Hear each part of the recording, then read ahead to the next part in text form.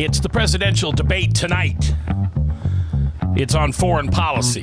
What is the biblical view of foreign policy? That's today, live on The View from a Pew. Let's get it started. Ha! Let's get it started in here. Let's get it started. Ha! Let's get it started in here. Yeah. Let's get it started in here.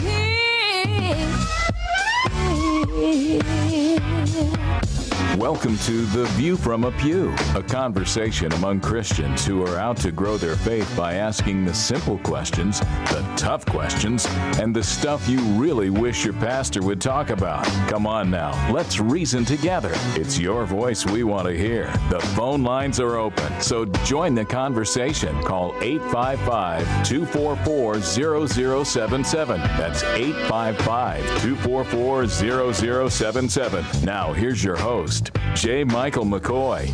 All right, 5 minutes after 3 o'clock on this, the 22nd day of October in the Lord's year 2012. I'm J. Michael McCoy, and this is the Monday edition of The View from a Pew. We're not going to do Recovery Monday today, as we have the last presidential debates happening tonight, and they're on foreign policy. And Army Brad is in the house, along with Bob Montserrat, the cat in the hat, who's watching the chat, and, of course, Father Tattoo. And Brad asked the question, well, what is the biblical view of foreign policy? And I thought you had an interesting comment on that. Well, biblically, it's not foreign policy. It's just policy. Right. So what would the biblical view of world policy be, I guess, is almost a better way of characterizing this debate from the standpoint of where we're at. But to God, there is no foreign. Exactly. I'm with you 100% on that. That's why I said it. Yeah.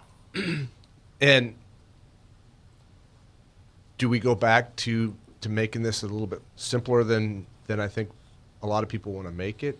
What is the right thing to do on a worldview from our federal government?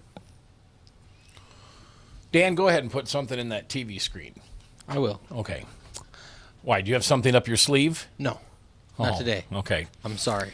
Well, what does the Bible teach us? The Bible teaches us to do... Is the golden rule in the Bible? Is that one of those things that everybody thinks is in the Bible, but it's not? Do unto others as you would have them do unto you? It's in the Bible. It is? Yeah, it's not in that exact... That's a paraphrase of it, but yes. Yeah, it's paraphrase. The concept of it. Yeah, the concept is definitely biblical. And love your neighbor. Yep, love your neighbor as yourself. as you love yourself. So that would be basically the same. I mean, so you're going to do... I should do to you what I would expect you to do to me. But what if I never do anything nice to you? Well, biblically speaking, that shouldn't bother me whatsoever. I should continue to show love to you. See, I don't think it's that easy. Nobody said it was easy, but that's what we're supposed to do. Well, I'm just going to sound horrible when I say this, but I know, Brad, you and I are on the same page here. Don't be careful, because I'm not sure. Thinking about it right now, just bringing this up, I was like, wow, that I have to reevaluate everything that I thought I knew. And in the last 30 seconds, I was like, wow, I have to rethink how we handle this. Well, you're going to be any good for this show, though. Hey, Mac, just so you know, it's Matthew 7:12. So whatever you wish that others would do to you, do also to them, for this is the law and the prophets. Okay. So it's a biblical concept. Okay. Command, actually. Yeah, command, actually, yeah. Is that why... I mean, I'm just going to go there. The opinions that are about to be said is that of J. Michael McCoy and not that of anyone else on the Rubin Webcast 1 Live and KTIA. Is that why our enemy is Muslim and doesn't believe in the Bible?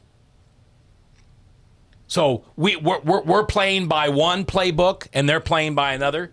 Because my comment is always this. If we, as... let's say there's two sides to the foreign. There's the free and the government-controlled. Would that be fair to say? Yes. Isn't the world basically divided up that way? There are those countries who are free and their people are free, and then there's the communists. Now, maybe I'm just thinking too much like the 60s. Well, there's more than just communists. I mean, there's the Islamic rule. Right. And there, so, they have different factions that are out there that are. But they don't have freedom. Right. So it seems to me that in this world where tyranny lives, that's our enemy. But in those places where tyranny is the strongest, that's where Christianity is growing the fastest. Yeah, the blood of the saints is the seed of the church type mentality. Okay, I'm just going to get to my point here. If we were to lay down our weapons, if Jerusalem were today, on the 22nd of October, send out the press release that we're laying down our weapons, we're going to truly follow, what'd you say, Matthew 7? Yep. Matthew 7. They'll be wiped out. And we're going to treat you like we want to be treated. And we want to be treated in love and kindness and live in serenity, so we're going to lay our guns down. Jerusalem would be destroyed in a matter of hours. Well, the people would, that's for sure. Yeah, the people would. Mm-hmm. But see, here We assume. that's not really consistent though, because it's not. If somebody's doing unto you, if you're being unjust, you want justice to be done. So if somebody's being unjust to you, you would deliver them justice by picking up your guns and firing back. It's not like a pacifistic view there. Yeah, I mean, there is the turn the other cheek. Give your extra coat if somebody asks for it. They've turned enough cheeks, Bob. They're out. That's in the Bible too. I'm just saying that is part of it, but there's also a part of government is there to protect the people too. And you can't just allow people to come in and destroy your country. Right. So therefore, well, see, I keep going back, and this is where my lack of Bible knowledge hurts me. But I admit it. I can cry like a baby in the corner, or I can just say to Bob and to Dan and probably you that your Bible knowledge is bigger than me. But am I not close and correct in saying that the world-long war between Islam and Christianity started with Ishmael? I would say you might be right with that. Yeah, sure. I don't think you're close to correct. I think you're right on the money. Yeah, that's it. And we'll be at war with them till the end of the earth. They'll Okay. always be at war with us. Talk to me like I'm a 6-year-old. Tell me that story. Ooh, let me look it up so I'm not All right. giving you wrong Yeah, things. yeah. I don't want you to. That's fine. Abraham was promised a child, Right. and his wife Sarah decided that she was kind of old, Kind of old. like in her Being 90s. being polite, yeah. Yeah, she was really old and barren. And she couldn't, and she believed that she could not have a child. So she had her servant, Hagar, who was an Egyptian. Yes. And so she said, here, take my servant. So she was the one that said, hey, I'm going to make this happen. She took it upon herself. Even though God had promised Abraham and Exactly. Sarah that he would bring them a child. But Exactly.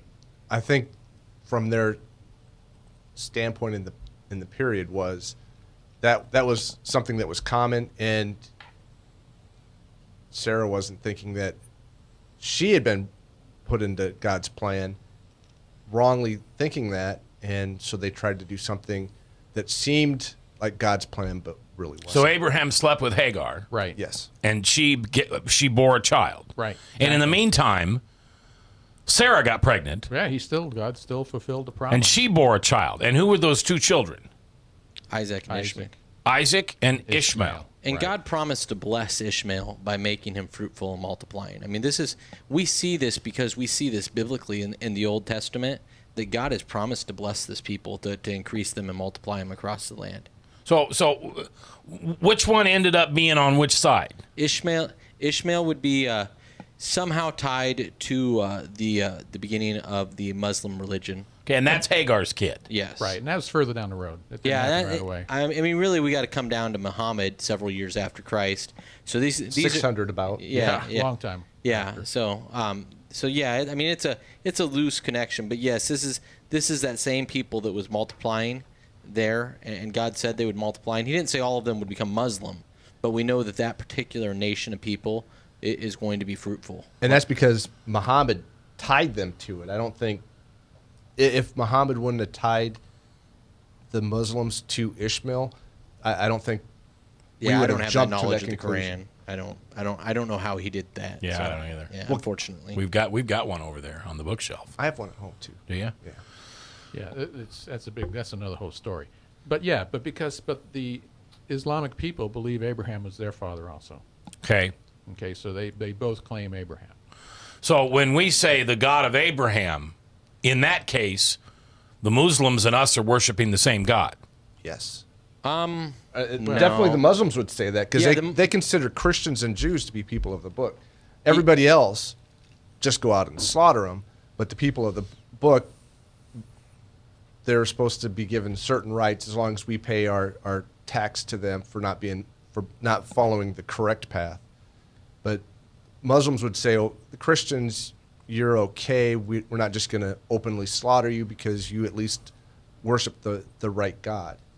Now, from a Christian view, you might disagree with that. But from their standpoint and their word in the Quran, we're misguided, but we're at least kind of pointed in the right direction. Yeah, they have a common ancestry, perhaps. I would go back to say, Abraham's everybody's father, so it's a good starting point for him. But when they actually don't accept like the Old Testament is infallible, and that's really the standard in which we say they worship the same God. Because when you start changing the attributes of God, you've changed who God is. And so it's the same standard in which I would say the Mormons aren't worshiping the same God because they've changed some of his attributes right in the beginning. It's not minor details; it's major attributes. So do the Muslims have the Old Testament like we do? No. They have the Quran that was spoken by Muhammad, and that is the only thing directly from. Yeah, the Bible. from God. The Bible has some basic truths that have been corrupted by men. It's very similar. According to them. Yeah, according to them. Thank you. So what happened? What do they think happened before Muhammad? I mean, all of a sudden they just didn't appear in 600 AD. Jesus was a prophet. He was another prophet. He was a They minor have prophet. almost all the line of prophets that from the Jewish religion kind of blended in. But depending on how you study what Muhammad did, he basically had plenty of contact with Christians and Jews, from my opinion, and he took all the pieces to create his own cult, and which is basically off the Jewish religion, and then said, well, you guys aren't telling the truth because your book is from man and mine is directly from God, and that's the reason why they don't like when you translate the Quran to English, because then man comes into it. It has to be studied and read and understood in Arabic, because you corrupt it if you make it English. Well, and some people, on the other hand, would say that the Bible, has been misinterpreted over the years too. Well, And indeed, it has. I mean, and we you have need to go bad back to the translations. Hebrew translation. You have to go back to the Hebrew, and so we hear that on both sides. And we do have many different translations, and they are different. They are. Yeah, like the NLT is a thought for thought. We were talking about this with Larry Bray a long time ago, but that thought for thought is vastly different than what the Greek and Hebrew actually say word for word. Right. That doesn't mean that it's wrong. Just paraphrase. But it's paraphrased, and so there would be some people that would not like that, I being in that camp. I would think it would be better to be a more literal word-for-word translation. But paraphrasing is very helpful for spoken word. And how many of us speak Aramaic and Exactly. Which is why a lot of the pastors, it's why we see seminary, because you really, to be a pastor, it's really appropriate to know the original language and understand the grammar of the original languages, so that you can check these for your congregation. All right, let's take our first break. The big debate tonight between Mr. Obama and Mr. Romney. Those of us that stand with our king, and that's God and Jesus. What is the biblical view on foreign policy? That's the conversation tonight. And what would we like to hear from those candidates when it comes to a biblically true foreign policy? That's the conversation. I'm glad you're here as we're having this live at webcast1live.com and 99.3 KTIA. From the RE/MAX Real Estate Concept Studios, this is Webcast One Live. Drug and alcohol addiction slowly steals a person's identity, tearing away pieces of their life little by little until one day it seems like the hope of a happy future is gone and there's no chance of getting it back. Here at St. Gregory Retreat Centers, we can assure you that there is hope. Our unique approach to recovery begins with the understanding that the dysfunction and damage caused by addiction can be overcome, not just dealt with. Don't let another day go by. Call St. Gregory today.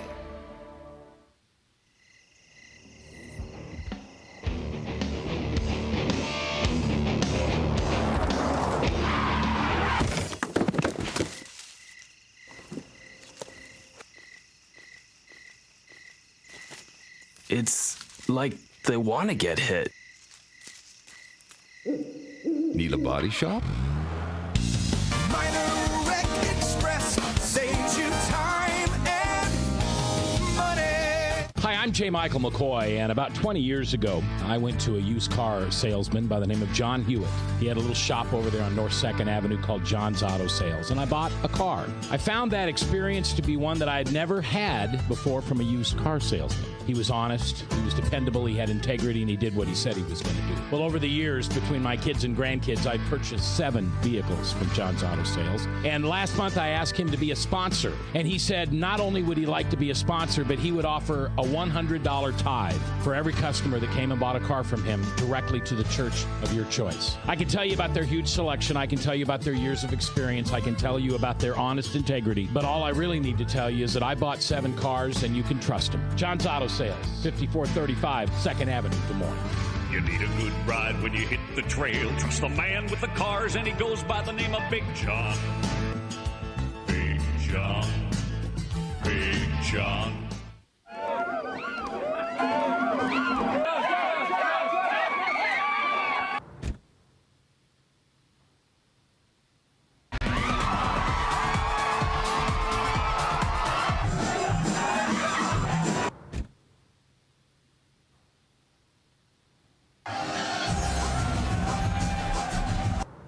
Ever feel like there's more to life? God offers more. Chat now with an online coach at groundwire.net. From the RE/MAX Real Estate Concept Studios, this is Webcast One Live.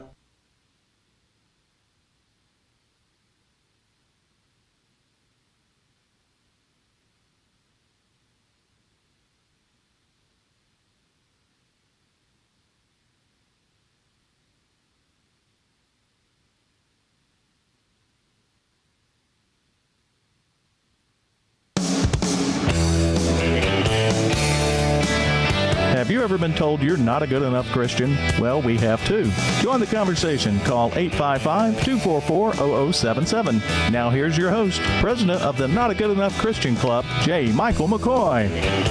All right, 3:21 on the 22nd day of October in the Lord's year 2012. I'm J. Michael McCoy. Thanks for tuning in today. I know that if you're listening to this broadcast live, you've kind of carved out a piece of the day. And there's a lot of other choices out there for you to listen to and conversations you can chat on and participate. And for some reason, God has led you here. So we appreciate that. If you're watching this or listening to it on podcasts, thank you very much. You have thousands of opportunity to download shows and audio and sermons. And we're glad you gave us a chance to maybe reach into your world today a little bit and share some information and some of the love of Jesus Christ. If you've never listened or watched this show before, as the announcer said in the beginning, I'm the president of the Not a Good Enough Christian Club.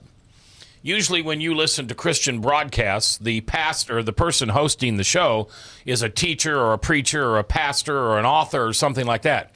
I'm none of the above. I'm just a very curious Christian who likes to sit in the pew and go, oh, question. And, of course, it's in the middle of the sermon, and we can't, I don't know about where you go to church, but at my church, you can't interrupt Pastor Mike in the middle of a sermon. So that's what this show's about. It's about having those conversations and talking about things that you wish you could ask your pastor, you wish you could ask someone with biblical knowledge, and I've surrounded myself with three guys here whose biblical knowledge is certainly greater than mine. Bob Montserrat, the cat in the hat, who's watching the chat. So if you jump onto our website and you want to participate in the chat, you can do so. Army Brad, who's been coming into the show lately, and we sure appreciate his knowledge and wisdom. And, of course, Father Tattoo, who is, are you unofficially a seminarian? No, I'm nothing right now. You're nothing? We're in the process of doing it. Okay. Yeah, it's a process. We got to go. I go under care presbytery, Lord willing, in about 20 days. Really? Yeah. That soon? Yep, and then we'll start making the application for seminary. So. Wow, cool. All right. Well, I think you're something, Dan. I just want you to know. I think you're something, too. I'm a redneck hillbilly with a microphone. A redneck hillbilly? Yeah, it's my tagline. I got called that when we had an issue on Life on my show, and somebody called me a redneck hillbilly with a microphone. So. I resemble that remark. Yeah, I thought, hey, you know what? That's okay with me. Yeah. If I'm protecting life and that makes me a redneck hillbilly, I'll take it. Okay. All right, so the conversation is let's advance the conversation. The first segment was what's the biblical view on foreign policy? And would it be fair to say, we really didn't surmise, but would it be fair to say that it comes down to Ishmael, and who's the other brother? Isaac. Isaac. Why do we always forget that? Isaac and Ishmael. And Isaac went the Jewish and eventually went into the Christian way, and Ishmael went into the other way, and which after Muhammad came, it grew into Islam. Right. Is that the Basically, biblical? That's fair. Yeah. I don't have any. All right, so that's the biblical view of foreign policy. That's why we have. That's why we need foreign policy. A lot of the problems can be broken down in today's world to the mindsets of the two groups of people. Okay. You know, it's funny because when I was growing up, and Bob, you're a little older than I am. Are you and I the same age? Pretty close. Pretty close, okay. And Dan's 20 years younger. 20 years younger. He's the kid. We had Russia, and Absolutely. we had Japan. You know, those were our enemies. Okay, the Cold War, the Korean War, the North Koreans. And until 1979, did we even know what Iran was or who they were or what? I mean, I'm sure somebody did. Well, we knew about the Shah of Iran. The Shah ran the place. He was their dictator. Right. But in 79, they took, I don't remember how many captives, but The Ayatollah Khomeini, he went in there and stirred up the religious people, and they took over. Right. Yeah, and then they took Americans hostage for 444 days. That's right. Well, that's when Carter was president. Yep. And Reagan came in, and they said, you know what? Reagan scares us enough that we better give these people back. Yeah. I wish Romney'd scare somebody. And we ought to talk about that. He scares Dan. He scares me. But I think we ought to talk about that. How do you and Brad? You've served this country for 30 years now. Is that right or wrong? Yes. Okay, retired military.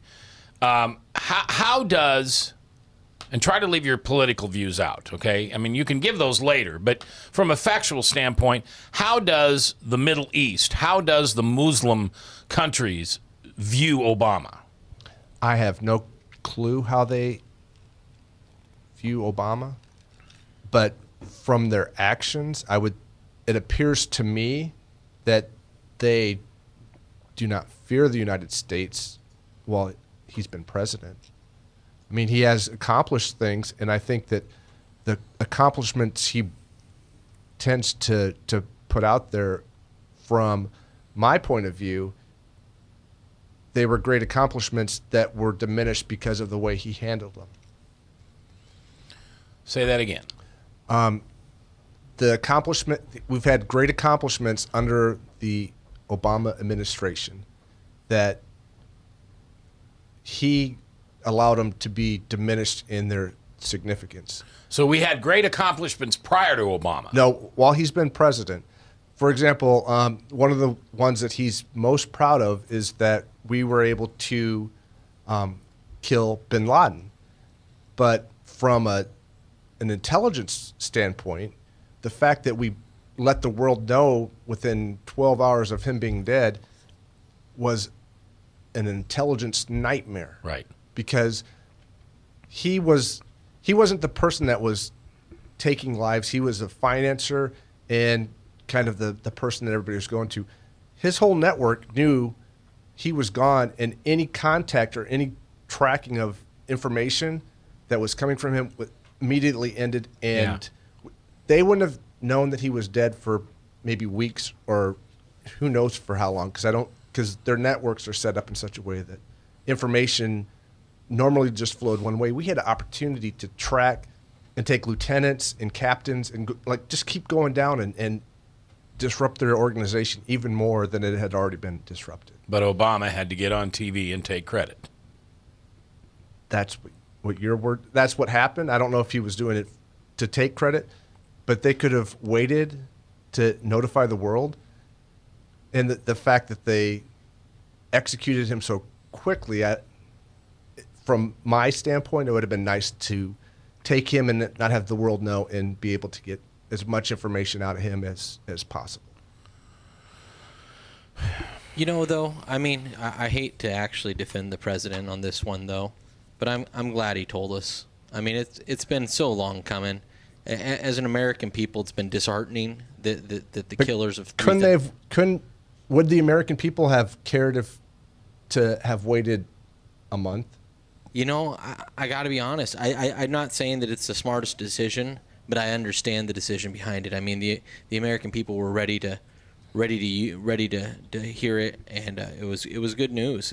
Absolutely. The thing that I thought was regrettable is that it seemed kind of like Obama really played up his role, and I think being in the military, you know, it kind of runs on its own without the president's interference. President basically says yes or no. Yeah, he's got the, you know, and it had already been yes. It was always yes, take the guy out. So right. Yeah, in what case? I mean, I'm sorry, I'm not an Obama guy, and I don't think I can wash that stink off of me. I don't like him as a person. I don't think he's done a good job. His worldview is so different than mine. But wouldn't we have been a lot better off if no, that's not the question I want to ask. Here's the question I want to ask, Brad. In what situation, knowing exactly where that man was since 2001, in what situation would the president say, no, let's not get him? I'm saying, truthfully, I think the intelligence people hopefully had a pretty good idea tracking, because the way they were able to definitively know where he was at was through tracking people back and forth as couriers, and knowing their network and how it works and who's on the other end of it. Who was on the other end of it was just as important as bin Laden in a bigger intelligence standpoint. But once you have all those pieces, then you have to let them spread out so you can go farther and farther down. And maybe it happened and we just didn't hear about the rest of the network being, taken out at the same time. And maybe their intelligence, that they maintain the most important parts of it, and we don't know that. Just that this administration's ability to keep secrets is so bad that I just can't believe that's possible. But it would have been nice. Yes, American people needed to know, but they didn't need to know that quickly. Right. I think also with Obama, it's a kind of a love-hate relationship if you look at the Islamic people, because in one sense, do you get the opinion that he's backing Israel? No. Okay, the opinion is that he's not. He's turning his right. back on them. Right. Well, that would please, of course, the Iran and and I don't know how anybody who goes to a synagogue could vote for that man.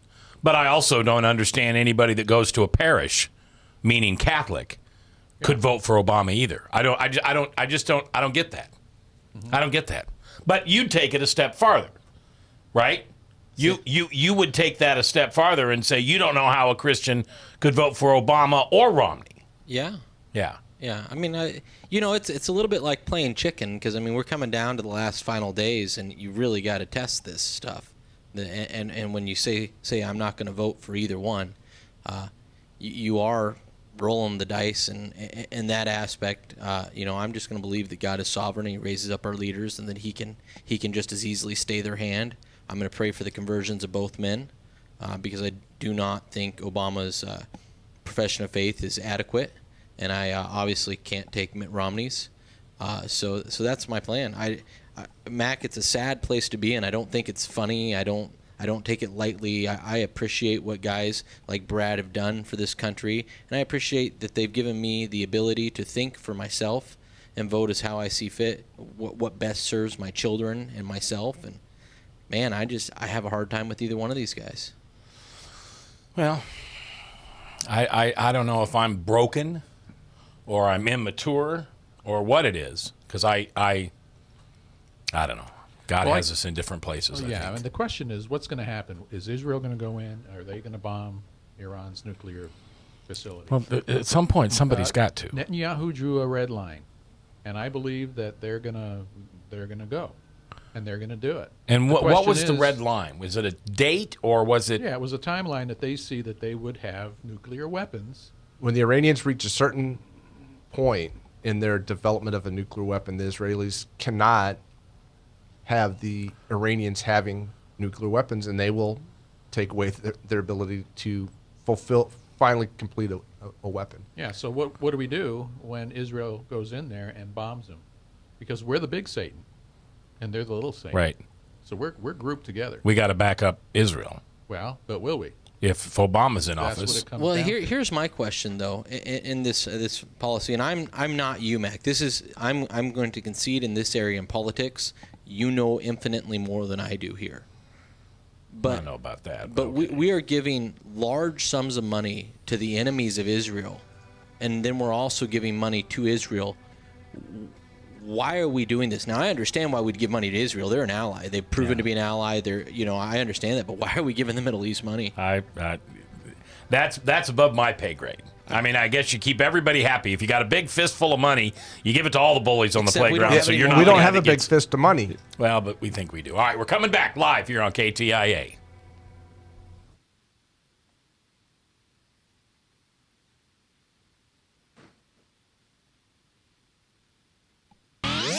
From the RE/MAX Real Estate Concept Studios, this is Webcast One Live.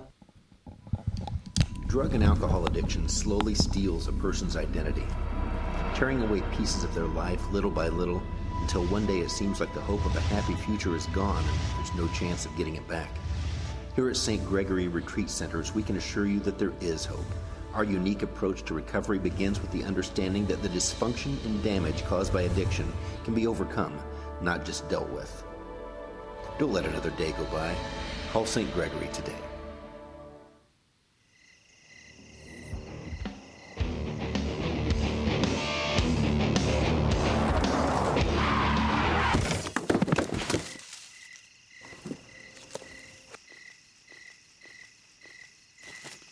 It's like they want to get hit.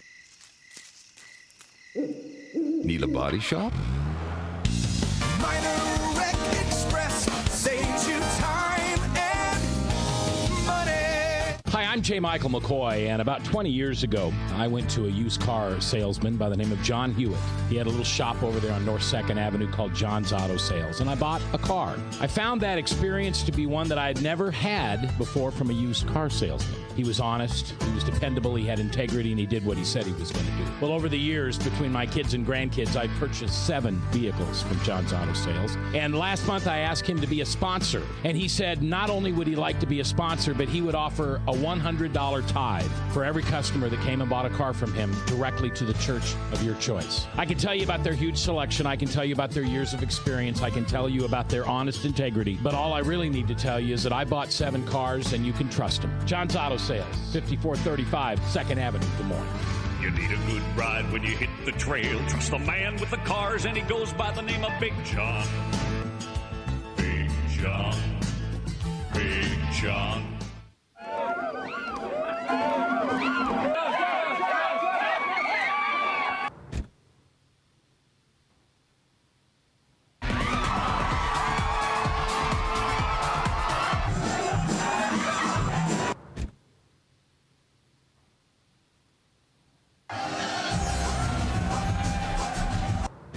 Ever feel like there's more to life? God offers more. Chat now with an online coach at groundwire.net. From the RE/MAX Real Estate Concept Studios, this is Webcast One Live.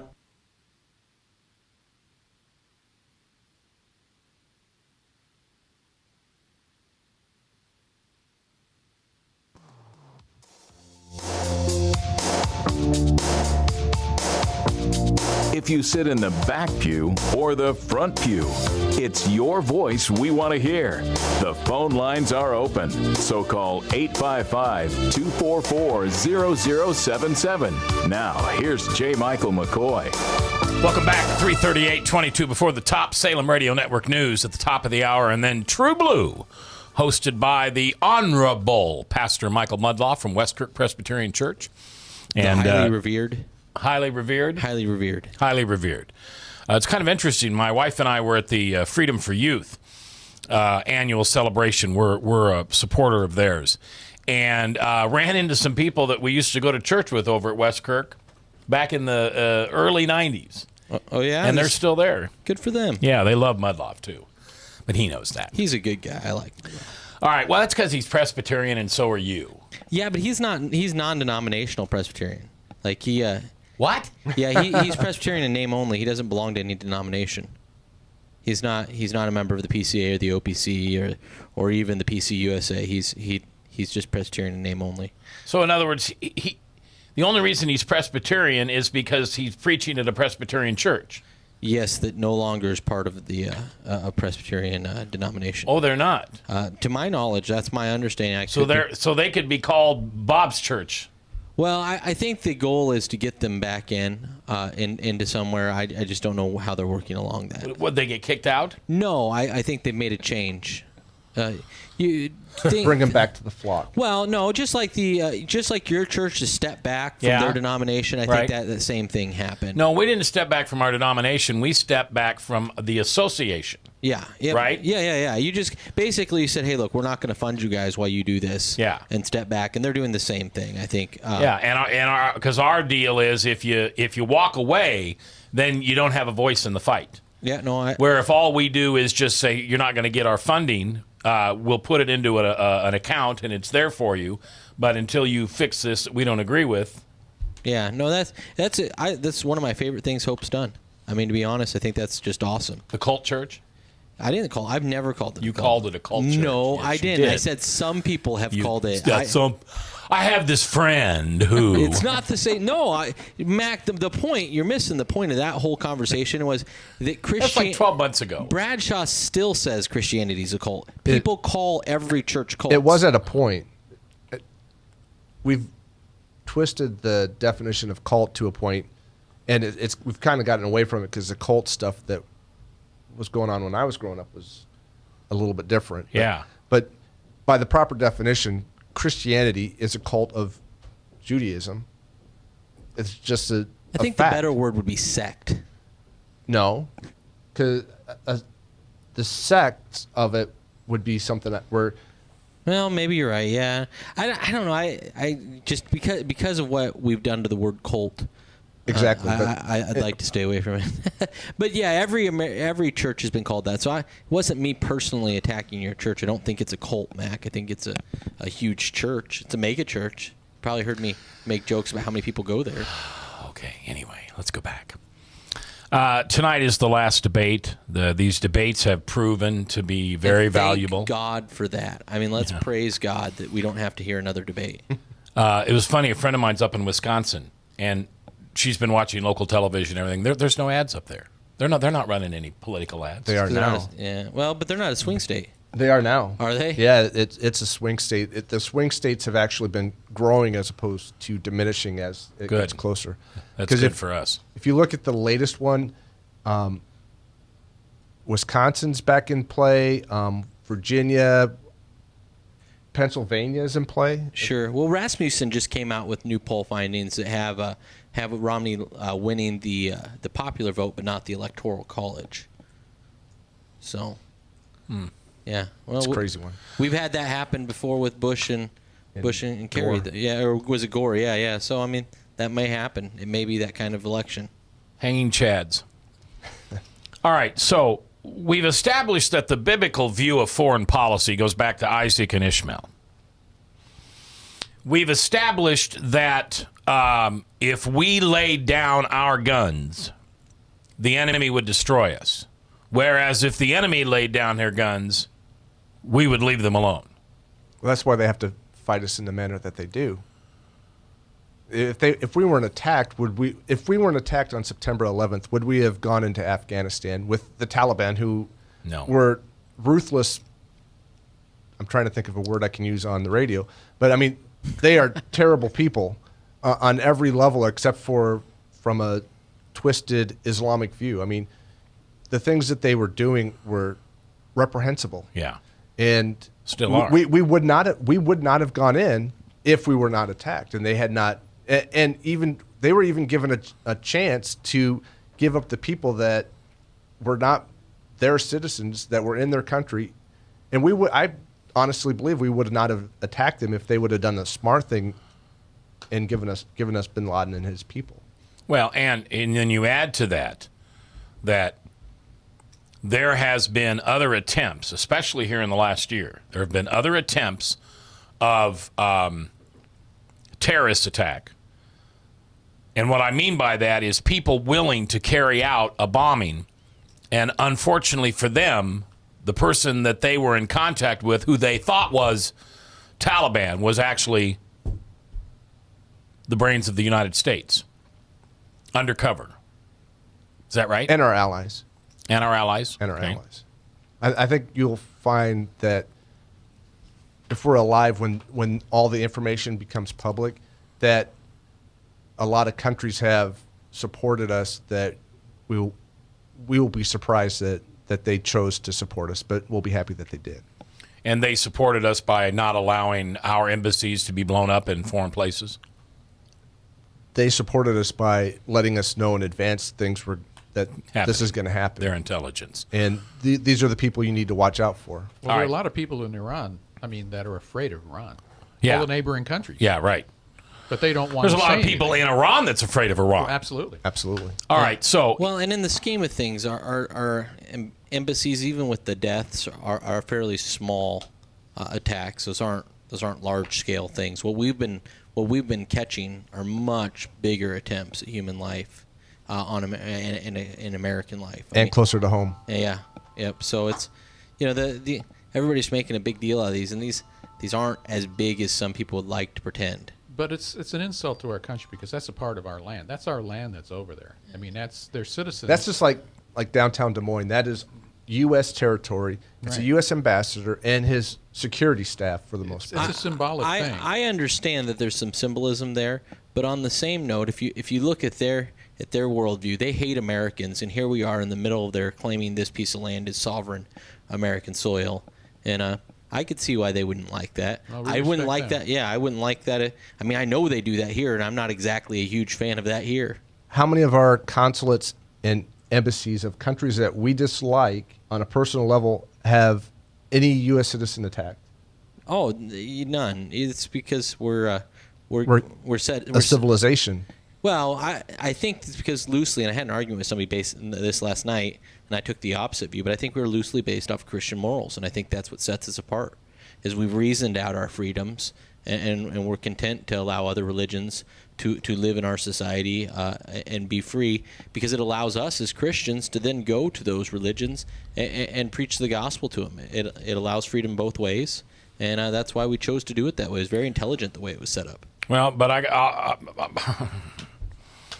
if I could know then what I know now, we'd be a lot less tolerant of things that aren't Christian.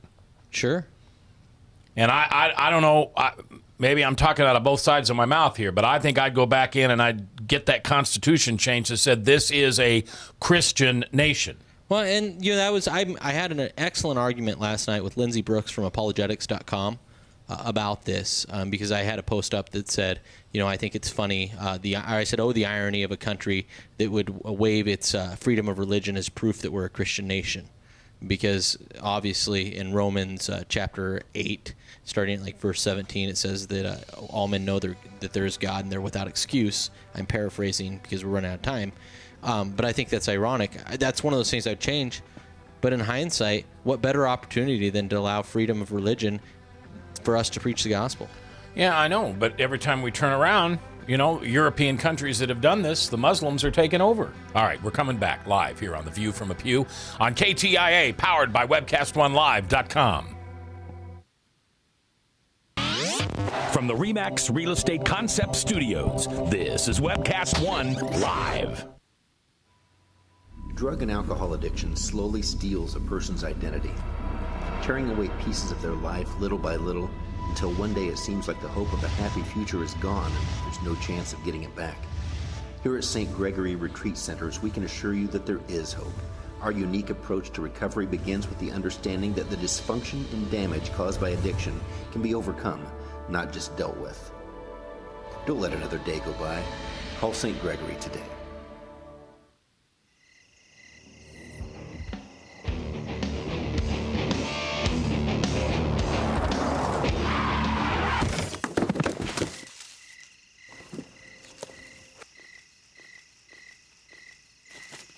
It's like they want to get hit. Need a body shop? Minor Wreck Express saves you time and money. Whether you're 10, 25, 50, 80 years old and beyond, everyone needs to live within their means. I'm Tom Coates with Consumer Credit of America. For almost a quarter of a century, we've helped people of all ages learn to manage their personal finances to benefit them far into the future. When problems arise, we've got the experience you need to make those debt problems go away. Got financial problems? Call Consumer Credit of America. From the RE/MAX Real Estate Concept Studios, this is Webcast One Live.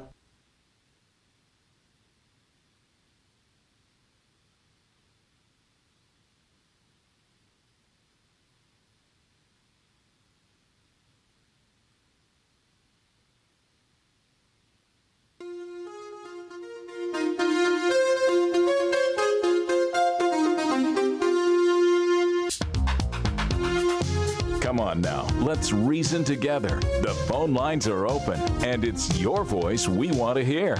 So call 855-244-0077. Now, here's J. Michael McCoy. All right, welcome back. 10 minutes before the top of the hour, Salem Radio Network News at the top, and then it's True Blue, hosted by Pastor Michael Mudloff from Westkirk. Do I still call it Presbyterian? Yeah, it's Presbyterian. Westkirk Presbyterian Church, but they're not really. Never mind. They're not affiliated with the PCA or the PCUSA. Now, here's something interesting, and I think we got a lot of wisdom in this room, and I think this conversation can be raised to this level. Obviously, if we were watching this from 30,000 feet, everybody knows that there's going to be a point in which Iran is going to have this nuclear bomb. Okay? And how we'll know that, what, they'll test it? Is that how we'll know it? They'll Probably. test one, Right. and it really isn't a test, it's just to prove they have one. Well, they have to prove that it's going to work. How are you going to know it's going to work unless you try it? Okay. And set it off. Maybe they'll blow themselves up. But if you're watching from 30,000 feet, this thing is coming in the matter of weeks or a few months, right? We're no longer years away from this. I don't think anybody really knows. No. Unless you're in Iran, you don't know how far away they really are. Okay. Here's what I don't understand. Why doesn't Russia give them a nuke? How do we know they haven't? Well, yeah, but I mean, I'm not the smartest guy in the room here. I need help with that. I mean, Russia's not on our side. We'd never know if it was a Russian nuke or whether they developed it themselves. Oh, they can figure out where the enriched uranium or plutonium came from. After they test it? If it goes off, they can figure out where it came from. Oh, really? Yeah.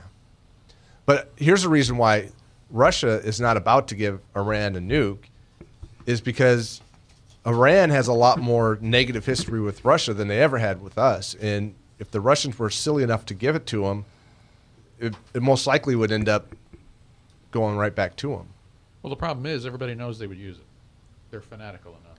Well, they absolutely tell the world that yes, they will. We'll use this. We're going to blow up eliminate Israel. Well, yeah. they believe that that'll bring on the end times, and bring up. Well, I can't remember what they call their Inman or whatever. The 12 Imans. 12 Inman will come back or something or other. Because they're- they want to make it happen. And Why do that's they how- want to make it happen? Because then they'll be living in heaven and all of their paradise and stuff. That's what they believe. So they believe that they're the ones that have to make all of this happen. So they do it by. You know, I'm a news junkie. I'm the guy at 6 o'clock that goes back and forth between all three stations, and by about 6 or 7 minutes after, I can tell you all the lead stories. Because, folks, if a TV station runs their top stories in the first 2 or 3, so you catch 2 or 3 stories on all three stations, and you know what's going on. I don't like saying this, but I know, hopefully do I want to live long enough for this? I don't know. In my lifetime, we're going to get interrupted, and the news bulletin is going to be a dirty bomb has gone off in, name that American city. New York. Probably, well, New York, Washington, whatever it is. Or L.A., one of those 3. How the world will change then. Because we have yet, you take Oklahoma City out of it, we have yet to have a terrorist attack in the United States. And I think most people wouldn't even tell you Oklahoma City was a terrorist attack because it was a white guy by the name of Timothy McVeigh. It wasn't foreign. It was homegrown. But when someone has worked with the extreme Muslims, Islamics, I'm trying to be respectful here, I'm just ignorant, and that creates the loss of life and a bomb going off, and I say a dirty bomb. Well, they tried to blow up the World Trade Center before 2001. Right, 93. In 93. In a car bomb very similar to the one in Oklahoma City. They just put it in the wrong place and didn't get the results that they had hoped for. I mean, they set it off and they killed people and hurt thousands, but the building didn't take the foundation out of it and collapse the one tower into the other. That's the reason why when they attacked us on September 11th, they were still going for those 2 buildings that were examples of things that they hate us for. Our financial success. Because that's what part of what makes us strong in their mind. I kind of disagree, but so there's no doubt in anybody's mind that Iran, when they have that weapon, they will use it. Probably. How's that going to change the world? You think that's the end? You think you were just days or weeks away from being annihilated? No, I don't think that. I certainly don't dwell on that. I mean, there's so many other things that could happen too. I mean, we've got. And the Israelis are not going to. The Israelis, because of the world that their threat is right at their border, and the Israelis want to go along with the United States and they will go along with this as long as they can, and at some point they have to protect themselves, and they realize it. Their mindset is dramatically different than us because Canada and Mexico have not threatened to kill us for the entire time that this country's been here. Right. And the neighbors for Israel have said they have tried to destroy them, and they're still there, and they know. I mean, they took out Iraq's ability to make a nuclear weapon when they were trying to, and when it gets close enough, and it's my belief that they know where the facilities are and what they need to do to destroy them, and if pushed to it, they will. Yeah. Because they have to. Yeah, I think it's just a matter of time before Israel makes a move, whether we want it or not. And how much do you think the elections play in that? Our elections? Well, I think it depends on who's in charge as to what comes down. It's just an unknown. But what we're seeing, in our opinion, I would say this: that Iran is more likely to push the envelope with Obama than they are Romney. Not saying that they wouldn't still. Right. I think that they know they can get. It's been proven for the last 4 years they can get away with it with Obama. And the story I read today is that we're already trying to negotiate with them to let them have Obama. How is that possible? I don't know if that story was true, and I didn't read it in depth, but if that's true... I doubt that. Well... That would be amazing. Okay, kids. Thanks for being in here today, and we appreciate it. We'll see you tomorrow at the very same time, 3 o'clock. And I appreciate you being here. And more than anything, I just ask you to pray. Pray for wisdom and strength and guidance. Pray for those people who are sick. Pray for those people whose children have medical issues that just seem unbearable for a parent to take on. And pray that God's will be done and it be something that we, as a Christian nation, can enjoy the fruits of his love in our land. We'll see you tomorrow. Don't forget to pray.